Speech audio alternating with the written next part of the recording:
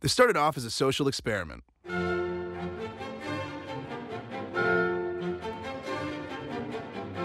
I'd heard about a social media app that connects men looking for platonic relationships with other men. My plan was to go on blind dates with random guys I met on the internet. I figured whoever was on there would have to be a pretty interesting character, and I couldn't wait to meet him. First, I went to one of my oldest friends. Would I die for my friend? I feel like I'd take a bullet for him. If I got to choose the strike zone, I would take a bullet for Mike. Robbie and I have known each other since we were kids, and we've been through thick and thin together. So I sat him down and broke the news to him that I was going to replace him with a random guy from the internet. Okay, so you're probably wondering why I've invited you over here today. Yeah. We've been friends for a long time. What I want to do is replace you as my best friend. And the way I'm going to do it is through Bumble BFF. It's kind of like a dating app, but it's for platonic friendships. It's explicit. When you open up the Bumble app, it says like, this is platonic, and this is not a sexual thing. Yeah. Nothing bad's ever happened to anyone meeting strange guys off the internet. Just make sure to do it like late at night, like just go by yourself for sure. Yeah, just to figure it out. I wouldn't tell anyone where you're going, just because it would make the other person maybe a little uncomfortable. Hopefully they're looking for the same thing as me, because there's a strong possibility that they might just want to f me. Sounds like a good plan. Yeah. It took the news rather well. Okay, so I'll start with, hey... I'm out of ideas. Hey dudes, looking for a new bud. Yeah. Movies, TV shows. Music, movies, and TV. Not very athletic. Period. And so began my search. Okay, Mark 28. Looks outdoorsy. He can maybe help me get in better shape like I've been looking to do. Yeah. He seems well-traveled, cultured. I just want a girl with a short skirt and a long jacket. He may have selected the wrong setting. Oh, but he connected with me. Will. Avid brunch eater, taco fanatic, no expectations, but new friends would be bomb. And we've matched again. Oh. I have gotten more matches on Bumble BFF than I have on Tinder in 4 years. And that's when I met Gary. Gary, what's up, man? Hi, nice to meet you. Good to meet you. Get in here. Gary.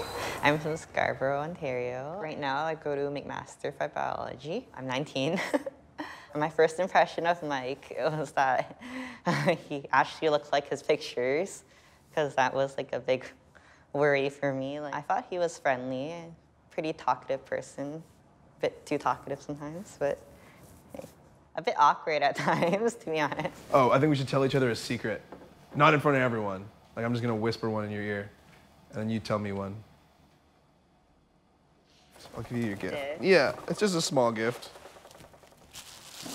They're friendship bracelets. Oh, cool. And they say BFF on them.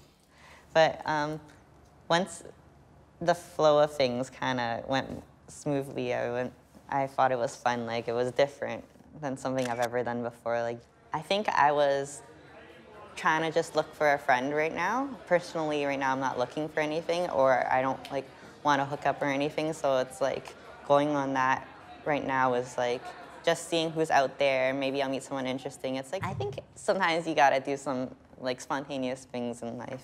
I think me and Mike could be friends in the future if we talked a bit more and like got to know each other a bit more and like did something we both really were interested in, then I think that'd be nice. Because like I've never played pool before, so that was pretty cool that he taught me, and I won.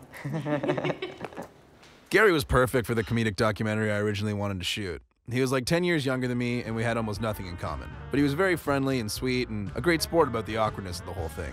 It was actually a lot of fun. My first mandate having been a success, I ventured out to see who else was out there.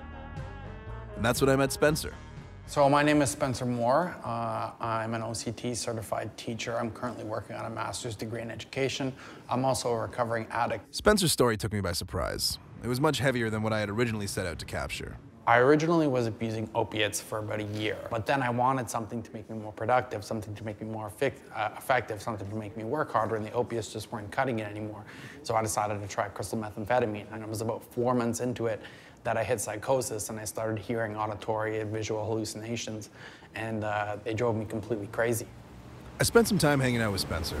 He seemed like a good guy who was just genuinely trying to turn his life around. So I do have a group of friends already, and I see them about twice a week, but there's frequently marijuana and alcohol involved whenever I'm hanging out with them, and I'm looking for people that would be more willing to do different kinds of activities, so I'm not so tempted by constantly having mood and mind-altering substances put in front of me every single time I want to hang out with somebody or do something. I've been too embarrassed to bring it up to them and talk to them about it because I'm scared to lose these friends, and I don't want them to think that you know, they can't have fun around me, because I want to have fun with them, but at the same time I need to put up these barriers.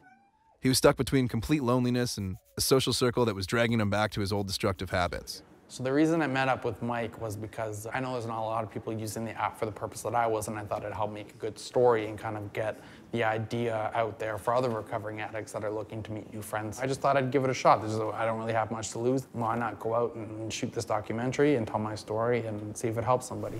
It was sometimes difficult for me to relate to him because I don't have much experience with what he's struggling with. But this app could potentially give him an opportunity to meet someone who could provide him with what he's looking for.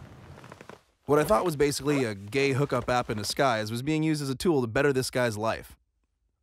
I started exploring this friendship app, looking to get some funny content from some awkward situations. In the beginning, I got pretty much what I expected. After chatting with a few more guys off the app, I can confirm that for the most part, people are using it recreationally. But it soon became apparent that friendship apps, like friendships, have layers. For some, it may be a means to have fun, but for others, reaching out on social media could be a last resort. Either way, deep friendships take time to develop. As for me, I feel lucky to have the ones I do.